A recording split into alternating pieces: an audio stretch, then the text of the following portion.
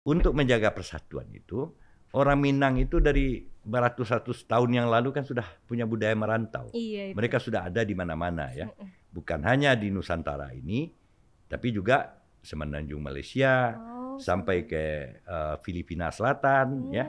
Nah, bukan saya mengatakan, dalam sejarah tahun 1908 sudah terbit buku di Amerika namanya bahwa pendiri Kesultanan Sulu di Filipina Selatan itu adalah orang Minang, namanya Raja Baguinda kalau sana. Jadi mereka menganggap tanah airnya itu bukan Sumatera Barat, karena Minangkabau itu jauh lebih luas daripada Sumatera Barat. Dimulai pertentangan antara kaum adat dan ulama, ya. Ulama yang ingin bawa pembaruan, ada mengatakan karena bawa paham Wahabi atau apa, tapi mereka ingin memurnikan, tidak campurkan antara yang budaya dengan yang agama gitu ya. Sehingga saya bisa mengatakan orang Minang yang murtad ada dari agama, ya ada. Kita bergembira, sukaria bersama, hilangkan sedih dan duka, mari nyanyi bersama. La la la la la la la, mari bersukaria.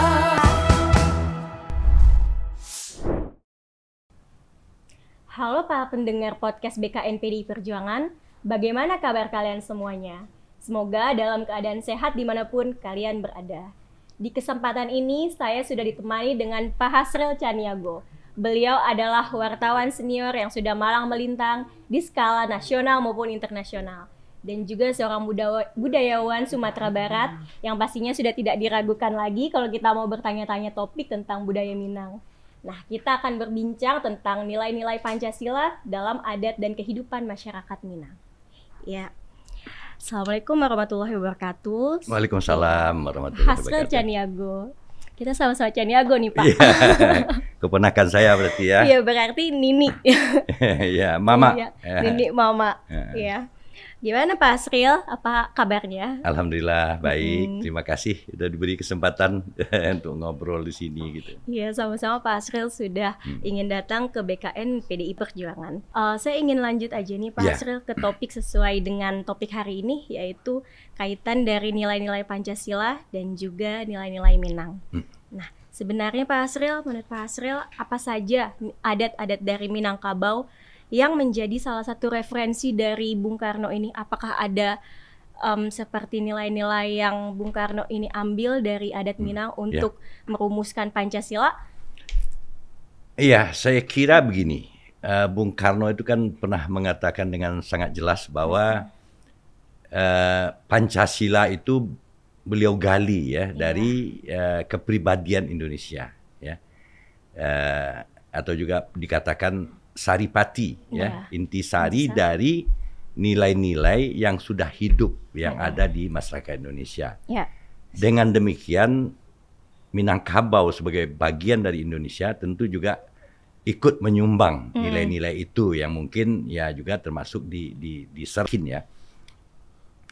Satu hal yang pasti ya, yang itu sudah jelas fakta sejarahnya, sila ketuhanan misalnya, ya, itu ada interaksi kunjungan khusus Bung Karno. Jadi Bung Karno itu pernah 3,5 bulan ya. Pada awal zaman pendudukan Jepang itu Bung Karno tinggal di Sumatera Barat ya. Nah, beliau ingin diungsikan oleh Belanda setelah Jepang menyerbu ke Australia. Tapi belum sempat, baru sampai di Painan ya. Painan itu di Sumatera Barat, 60 km dari Kota Padang. Itu Jepang sudah keburu masuk. Belanda yang mengawal beliau itu kecar-kacir. Sehingga akhirnya Bung Karno menyatu dengan masyarakat Sumatera Barat. Jadi tepatnya di Painan ya? Painan. Kemudian dijemputlah oleh tokoh-tokoh pejuang dan segala macam itu ke Painan, dibawa dengan pedati ya. Nah, banyak sekali kegiatan Bung Karno, 3,5 bulan. Lama itu 3,5 bulan sebelum beliau kembali ke Jawa, ke Jakarta. Persisnya sampainya di Jakarta itu 9 Juli 1942. Di Padangnya pertengahan Maret 1942. Jadi ada 3,5 bulan ya. Nah, dalam kesempatan itu salah satu kunjungan beliau adalah ke Madrasah Darul Funun El Abbasiyah di Padang Japang, itu di daerah Payakumbuh, sekitar 140 km dari Padang atau sekitar 40 kilo dari Bukit Tinggi ya. Nah, di situ ada 2 hal ya yang didapat oleh Bung Karno. Yang pertama, beliau dikasih hadiah peci. Peci yang lebih tinggi ya. Nah, gagah itu. Nanti bisa saya lihatkan foto-fotonya. Nah, yang kedua, beliau berdiskusi dengan Syekh Abbas Abdullah dan adiknya Syekh Mustafa Abdullah. Salah satu pertanyaan Bung Karno ya waktu itu, Syekh Abdullah, kalau Syekh Abbas, kalau nanti negara kita ini sudah merdeka, menurut Syekh apa kira-kira dasar negara kita ini? Ya. Nah, Syekh Abbas menjawab, kita ini, Indonesia ini kan bangsa yang beragama, yang bertuhan. Karena itu menurut kami dasar negara kita itu adalah ketuhanan. Nah, itulah akhirnya menjadi sila pertama dari Pancasila, kemudian juga ditegaskan di dalam pasal 31 Undang-Undang Dasar Negara kita, bahwa negara berdasarkan ketuhanan. Nah, itulah yang intinya gitu. Nah, bagi masyarakat Minangkabau, masyarakat Sumatera Barat, Pancasila itu sebenarnya sudah menjadi keseharian mereka. Ya, karena kalau, dominan Muslim ya Pak. Sudah bagian jadi pakaian bagi mereka sejak dulu kala. Nah, karena itu yang kemudian menjadi sila ketuhanan, itu dasarnya adalah sudah ada di masyarakat Minangkabau sejak ratusan tahun lalu. Namanya adat bersandi sara, sara bersandi kitabullah. Jadi dasar kehidupan mereka itu, ya kehidupan sosialnya adalah Tuhan, ketuhanan, ya masyarakat yang religius gitu. Nah, kalau kita urut lagi, sila-sila berikutnya itu semuanya hidup di Minangkabau, ya. Misalnya keadilan,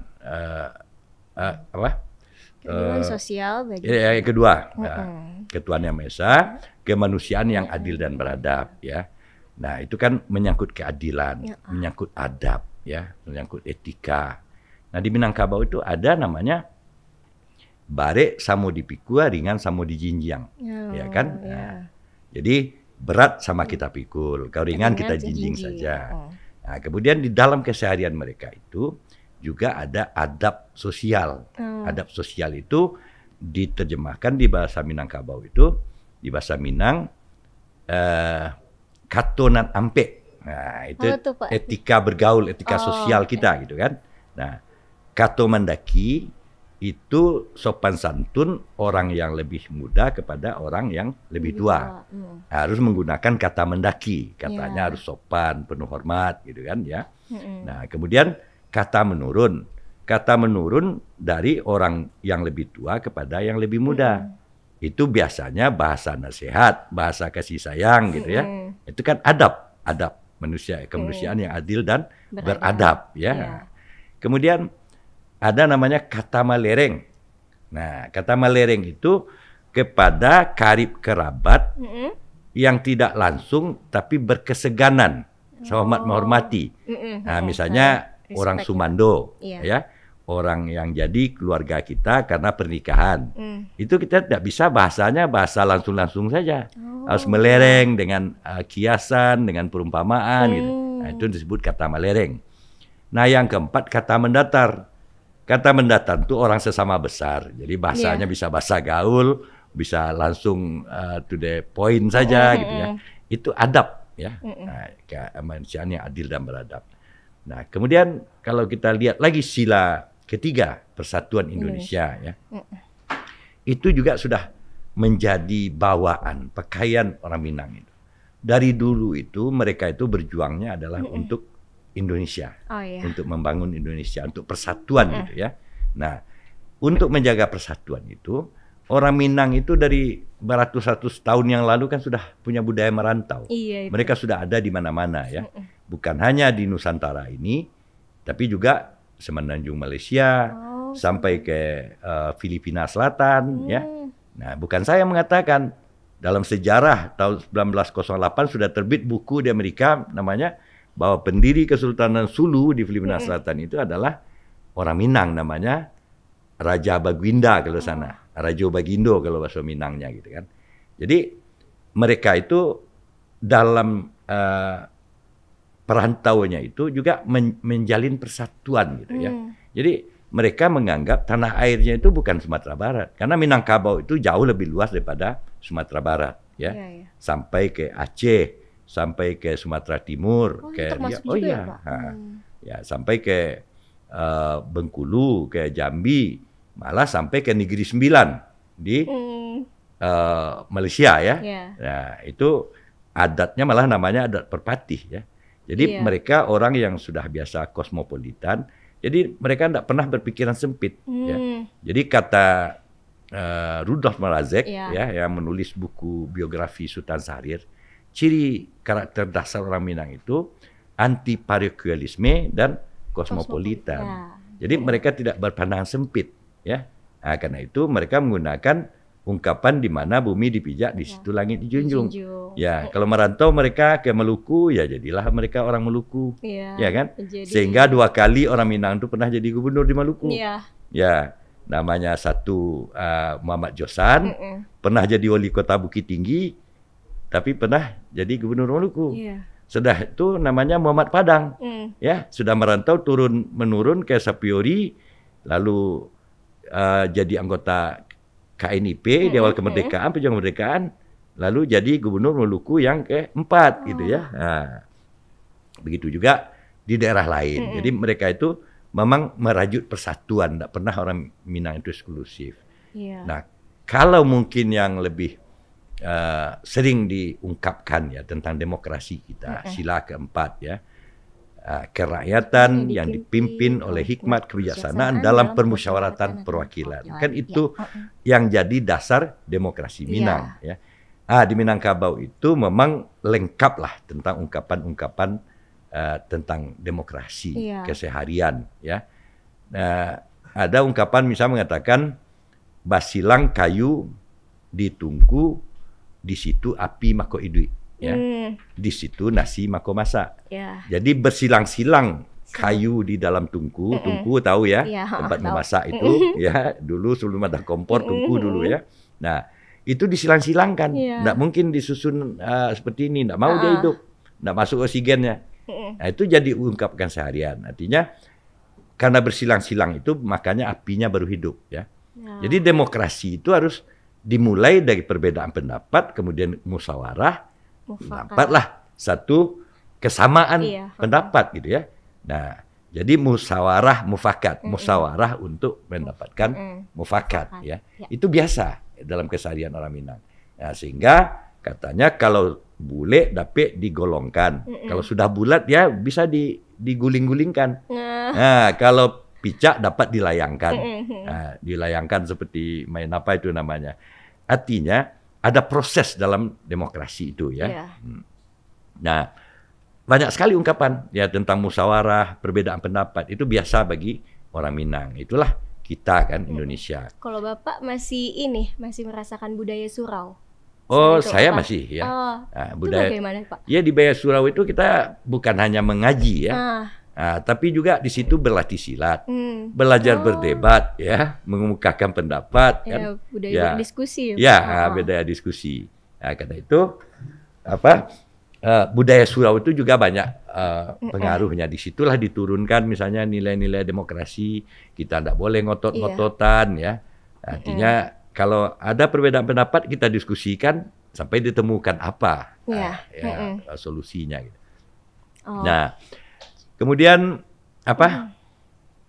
sila kelima misalnya ya, yang menjadi kehidupan sehari-hari orang Minang itu keadilan sosial bagi seluruh Indonesia. Intinya kita harus dalam suatu keadilan sosial. Nah, orang Minang itu kan dikenal sebagai masyarakat yang egaliter, egaliter ya. Tidak ada yang pemimpin pun hanya didahulukan selangkah, ditinggikan seranting. Seranting itu pohon, hanya sedikit rantingnya ya bedanya ya. Jadi antara pemimpin dengan masyarakat itu jaraknya tidak jauh gitu. Ya. Sehingga pemimpin itu berada di dalam masyarakat, bukan di luar masyarakat. Nah, dalam keadilan itu banyak ungkapan-ungkapan di Minangkabau itu mengatakan mandape samo balabo, kehilangan samo rugi. Nah, misalnya kan. Apa tuh Pak artinya? Ya artinya kalau mendapat, mari kita sama-sama mendapat gitu kan. Iya. Ya. Kemudian ada lagi ungkapan lama di awak katuje udah orang. Yang enak bagi kita itu juga yang disukai orang lain. Nah, jadi lawannya lama di awak tambah cek lain. Enak bagi kita ambil aja semua. Nggak boleh. Ya kan? Nah, itu nilai-nilai dasar Pancasila, keadilan sosial itu kan. Nah, yang paling nyata itu yang sampai sekarang masih ada itu dalam sistem pengelolaan rumah makan Padang. Nah, mereka tidak ada sistem gaji.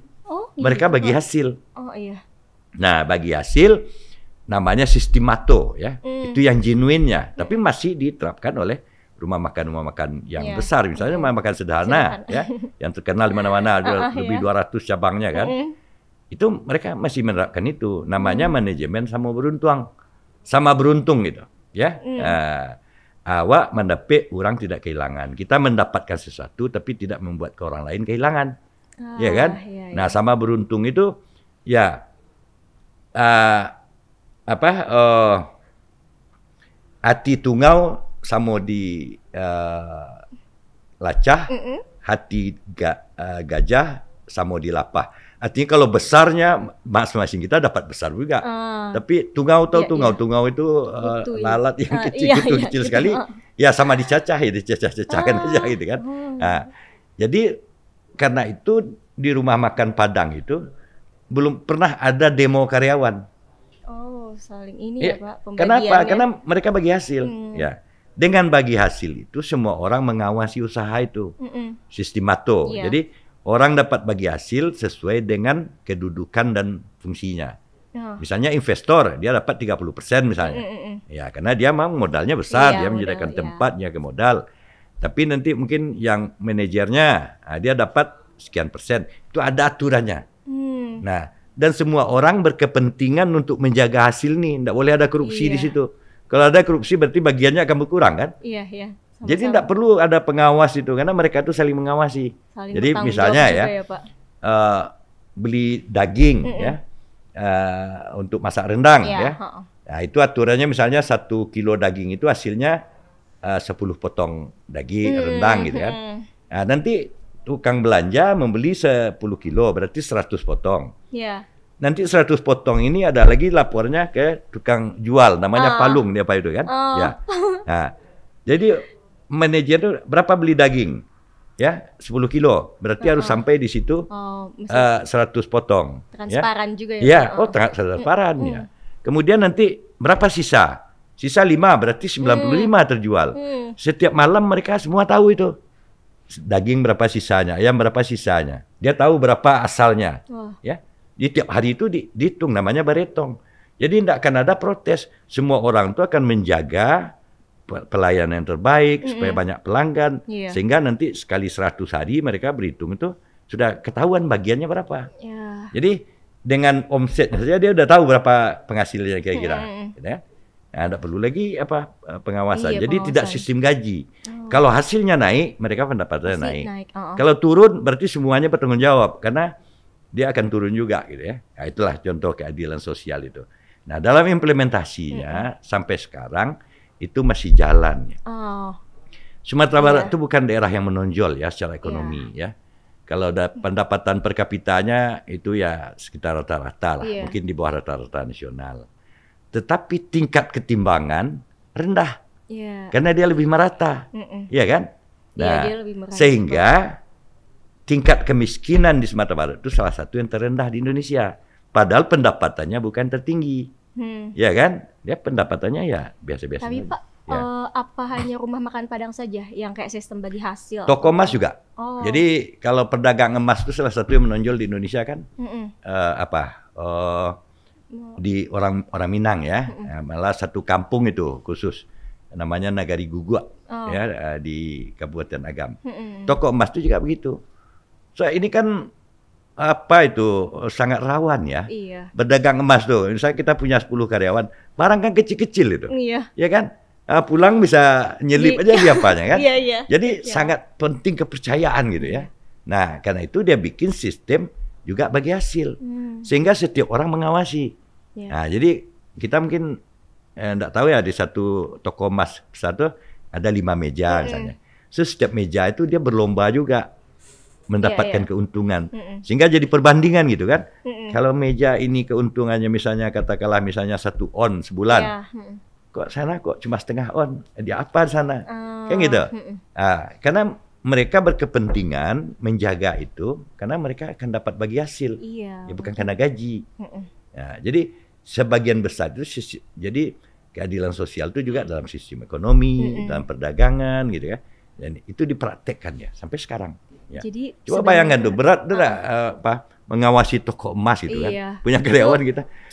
Kan tiap hari itu dibuka, masuk berangkas, besok pagi bongkar lagi. Makanya, Pak. Siapa yang bisa menghitung? Bisa aja ribuan item gitu kan. Iya, Nah, hilang satu apa harganya mahal kan. Nah, tapi karena sistem tadi semua orang menjaga gitu. Nah, Berarti bisa dikaitkan kalau pembagian hasil itu bisa meminimalisir Ya. kecurangan gitu ya, Pak? betul. Iya, Nah, iya. Nah, itulah orang rumah makan itu kayak sederhana itu Iya. misalnya dia punya 200 rumah makan sekarang ya. Tapi dia pakai sistem bagi hasil juga dengan investornya. Kalau mau dia awasi betul tiap hari capek lah ya kan. Nah, akhirnya sistem itu yang membuat dia berjalan gitu saja gitu. Nggak ada perlu orang curiga korupsi. Sehingga pun saya berpikir kan, kalau misalnya dalam industri kita dibikin seperti itu, sistem bagi hasil, ya mungkin nggak akan ada demo-demo buruh. Itu juga sebenarnya ada teorinya juga loh, Pak. Kalau penghasilan kita lebih tinggi gitu, jadi meminimalisir korupsi juga katanya. Kalau ada teorinya kayak gitu juga. Iya, bisa. Tapi kalau misal kecil, mereka kan nggak bisa salahkan orang lain. Berarti kita yang mengelola nih salah. Jadi bukan hanya yang ditumbuhkan tuh rasa memiliki, tapi betul-betul ikut memiliki karena mereka bagi hasil kan. Gitu. Sama-sama bertanggung jawab ya, Pak. Nah, itu ya. Jadi Pak, kan dari sekian banyak nih tadi nilai-nilai adat Minang, apakah di era modern ini masih melekat tuh Pak di generasi sekarang? Karena kan nilai-nilai adat ini kan membentuk karakter dari ya kita tahu pejuang kita banyak dari Minang tuh Pak, Agus Salim, ya Muhammad Hatta. Nah, apakah yang sekarang ini gimana nih Pak? Ya, dia begini. Artinya setiap zaman itu pasti ada berubah lah ya. Yang kita orang-orang bijak mengatakan bahwa yang abadi itu adalah perubahan. Karena perubahan itu selalu ada tantangan apa segala macam. Tapi seharusnya nilai-nilai dasar itu kan tidak boleh bergeser. Nah, ini tugaslah dari para pemimpin untuk menjaga ini. Para intelektual, para pemimpin gitu ya, dalam tantangan seperti ini. Bagaimana kita misalnya menerapkan keadilan gitu kan, rasa keadilan itu kan universal ya. Nah, yang pertama sila Pancasila misalnya. Ya bisa saja kita lihat pengamalan agama itu kan juga bisa kita lihat ya. Nah, hanya kata-kata atau betul-betul diamalkan. Ya. Betul. Nah, kalau Bung Hatta itu kan mengatakan begini, kita tidak menginginkan Pancasila apalan. Jadi beliau bilang apalan, artinya hafalan. Yang kita ingin itu adalah Pancasila amalan. Jadi Pancasila yang diamalkan. Pastilah ada turun naik, ada apa sesuai tentang zaman. Tapi kan seharusnya yang prinsip-prinsip itu kan harus kita bisa pertahankan, harus kita wariskan, betul, Pak. Bukan hanya untuk diapal, tapi untuk diamalkan. Gitu. Ya itu.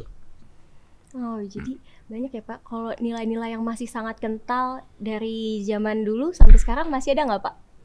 Yang berkaitan dengan nilai Pancasila ini? Ya, yang pertama ketuhanan ya. Kita pastilah kita masih bertuhan, negara yang mengakui ketuhanan. Adat Basandi Syarak, Syarak Basandi Kitabullah. Itu gimana Pak penjelasannya? Ya, artinya begini. Itu kan tidak lahir begitu saja.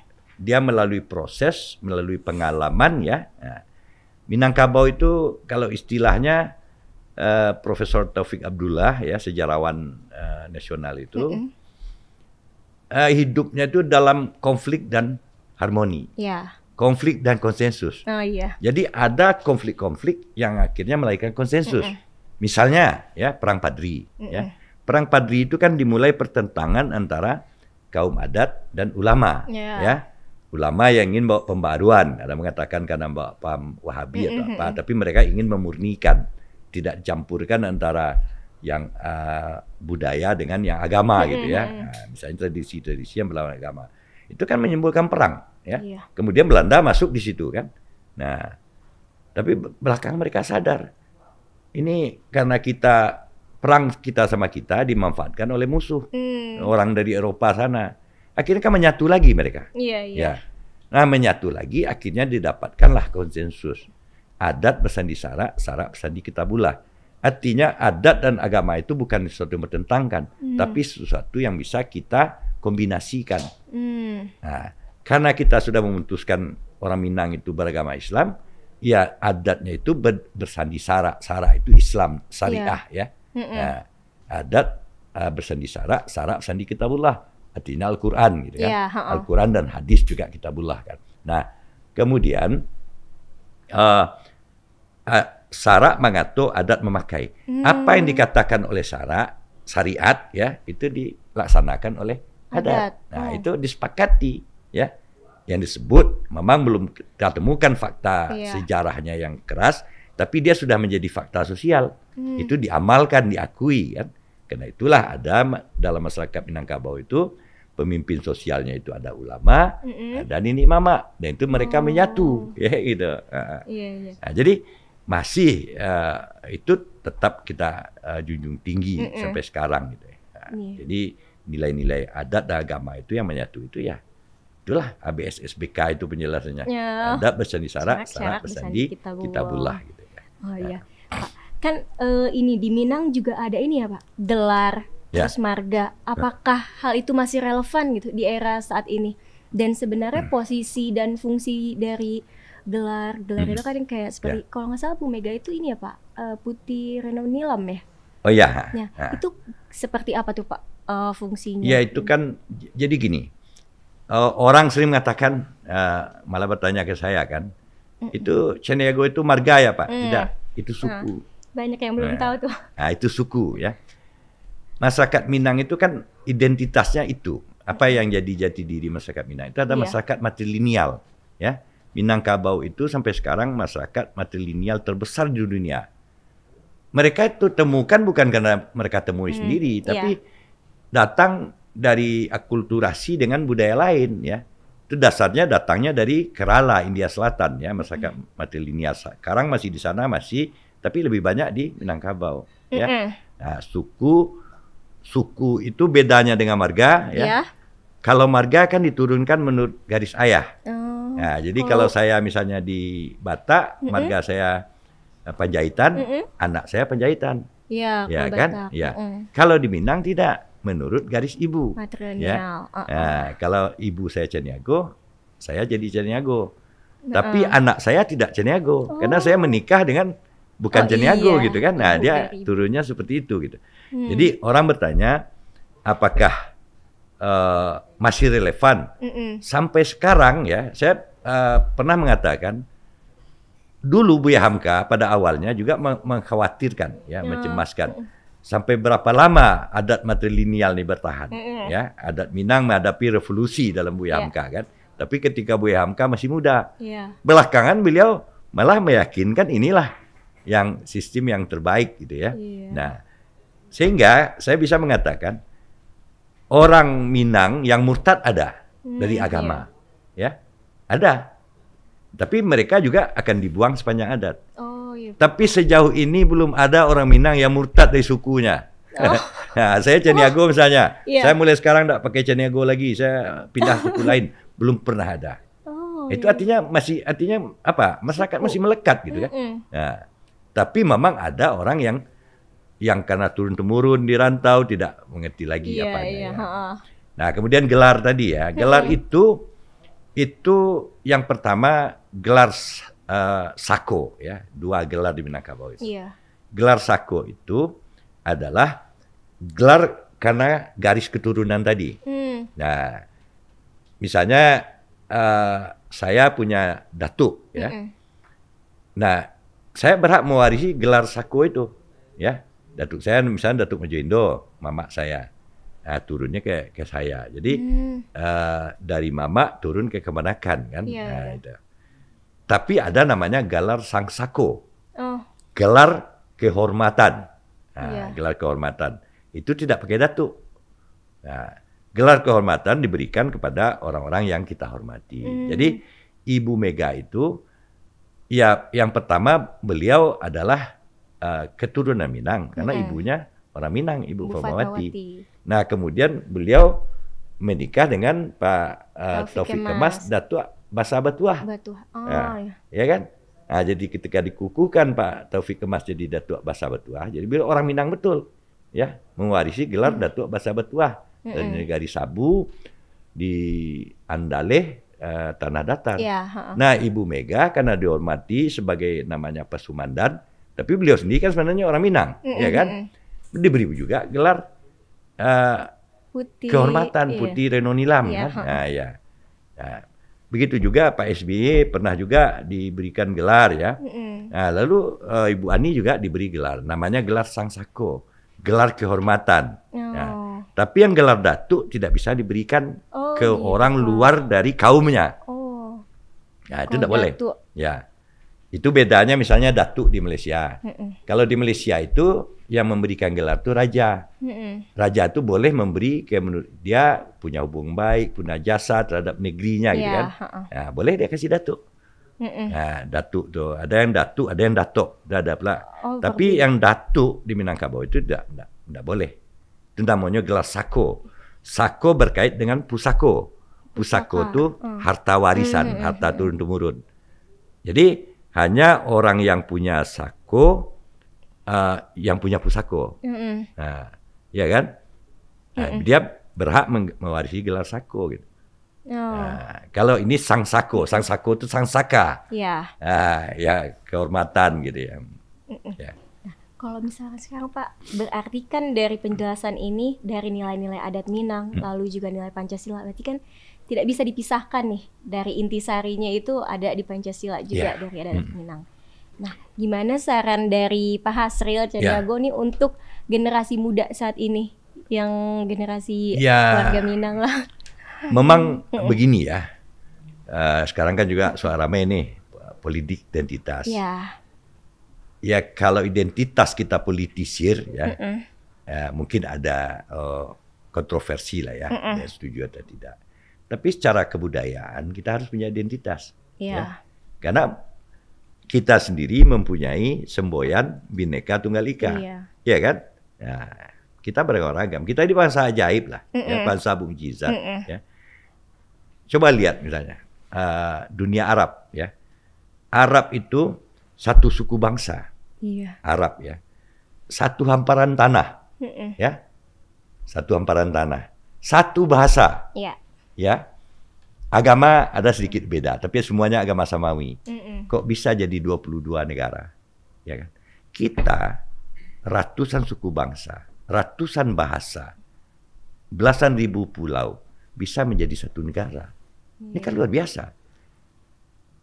Tapi kesatuan kita itu, kebinekaan itu tidak menghilangkan keikaan kita. Keikaan kita, kesatuan kita itu tidak menghilangkan juga kebinekaan kita. Itu fitrah kita gitu. Nah, ini yang harus kita jaga. Nah, bagaimana menjaganya? Ya, menjaganya itu ya dengan adanya toleransi. Ya. Nah, dalam Pancasila itu ada yang disebut dulu terjemahkan kemanusiaan yang adil dan beradab. Ada nilai-nilai, misalnya kalau di Minang disebut tenggang raso, tenggang rasa. Di Jawa disebut tepo sliro, tepa slira, ya. Ya kita tidak boleh merasa benar sendiri, ya. Semua suku bangsa ini, karena Bung Karno mengatakan ini dia gali dari kepribadian bangsa Indonesia, ya. Kepribadian bangsa Indonesia itu katakan kebinekaan itu. Ya. Saya sudah menjalani seluruh provinsi di Indonesia dan bergaul dengan masyarakat. Semuanya punya nilai baik, ya. Jadi jangan sampai ada kita mengatakan, oh kami orang Minang lebih banyak, tidak, ya. Kebetulan mungkin ya menurut penafsiran kita ya semua itu cocok. Saya yakin semuanya juga cocok dengan Pancasila, iya kan? Nah, ini katakan saya lebih Pancasila dari sana, itu yang berbahaya gitu ya. Karena semuanya itu punya nilai-nilai baik. Ya. Nah, punya nilai-nilai yang patut kita apung, kita hargai bersama. Iya. Jadi jangan kita saling menegasikan, saling memberi cap yang tidak baik gitu. Itu menjaga persatuan kita itu, ya kan? Iya, betul. Ya. Unity in diversity ya, Ya. Pak. Jadi tenggang rasa ya, tepas lira ya, tepos liro bahasa Jawanya. Itu itu salah satu nilai penting di Pancasila. Kita saling menghargai ya, saling bertenggang rasa. Janganlah kita hina menghina. Iya. Nah, tapi tantangan kita sekarang ini kan dengan medsos, dengan apa segala macam Iya, itu, Pak. kan banyak yang tidak Secara terkontrol. digital. Hal-hal yang esensial misalnya pendapat dibolak-balikkan, kemudian sudah disebar pula, gampang di-share Iya. gitu kan. Yang paling mendasar misalnya hadis-hadis itu banyak dikutip. Ini benar apa tidak nih? Orang kan tidak tahu. Maksudnya politis atau apakah gitu kan. Jadi secara kebudayaan identitas itu tetap kita pelihara. Ya. Orang Papua ya orang Papua dan ada nilai-nilai baiknya. Saudara kita di Maluku juga punya nilai baiknya, Ya. di Bali juga begitu, ya. Boleh kita berbeda, tapi ada kesamaan kita. Yang pertama, kesamaan kita bangsa bertuhan, ya, Ya, ketuhanan sama. Maha Esa gitu kan. Ya. Apapun agama kita itu kan sudah diatur oleh kesepakatan kita bersama kan. Iya. Dalam Islam pun orang mengatakan lakum dinukum waliyadin. Ya. Jadi tidak perlu kita paksakan atau mengatakan kita yang paling benar, tidak, iya kan? Nah, cuma ada tata nilai yang di Pancasila itu yang merekat kita, yang menyamakan kita itu. Pertama kita sama berketuhanan, kemudian kita menjunjung kemanusiaan, Ya. keadilan Sama. sosial, rasa persatuan. Kalau kita ingin bersatu, tentu narasi-narasi yang memecah belah jangan kita. Jangan di itu ya. Saya maaf saja ya. Ya mungkin ini bagus kesempatan untuk saya katakan Iya. pendapat saya. Soal kadrun, soal ini segala macam itu kan. Kita ini sudah jadi bahasa Indonesia. Kenapa lagi kita lekatkan identitas yang berbeda-beda gitu? Betul, Pak. Saya pernah mengatakan terus terang saja. Baik, kalau begitu Anda ganti aja nama DPR. Kalau Anda suka, Anda menggunakan bahasa-bahasa yang berasal dari bahasa Arab. Iya. Ya. Kenapa? Dewan itu dari bahasa Arab.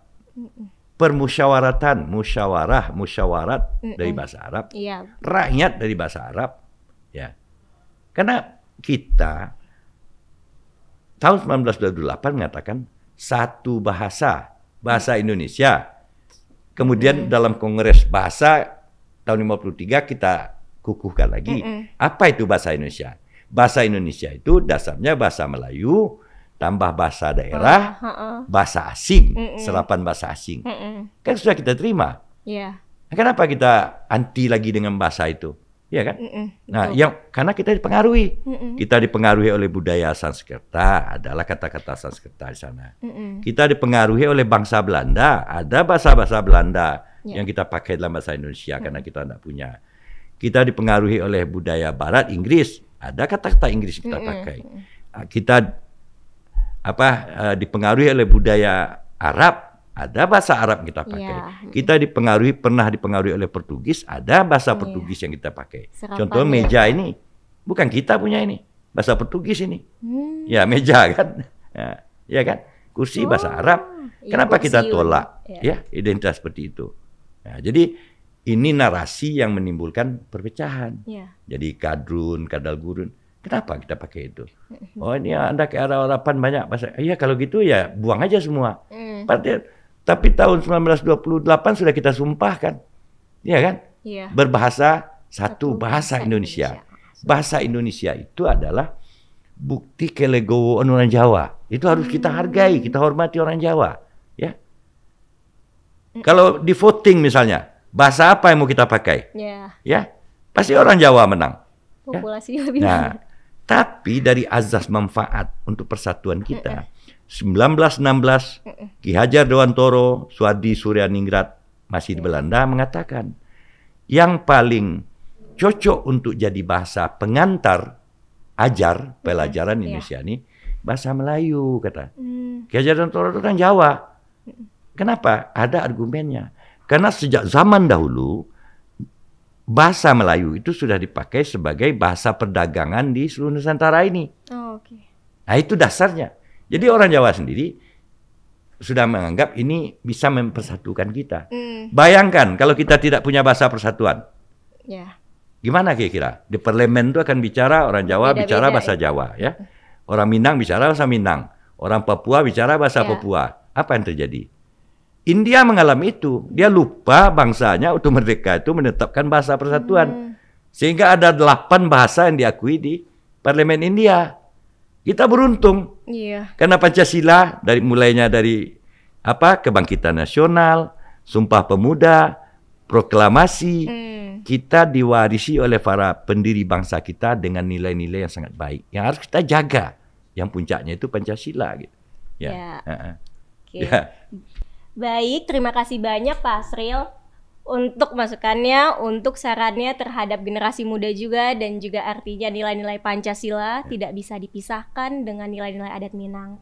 Dan dengan seluruh Indonesia. Oke, Ya, dengan ya. seluruh. Jadi kita juga bukan maksudnya chauvinism Ya, ya. ya, benar. Betul, karena ini sesuai dengan topik hari ini aja ya Pak. Nah, jadi rupanya begitu banyak memberikan inspirasi untuk Bung Karno dalam merumuskan Pancasila. Sehat dan sukses terus selalu ya Pak. Terima kasih, Ya. terima kasih. Menjaga kesehatan selalu. Kepalkan tangan persatuan untuk Indonesia Raya. Merdeka!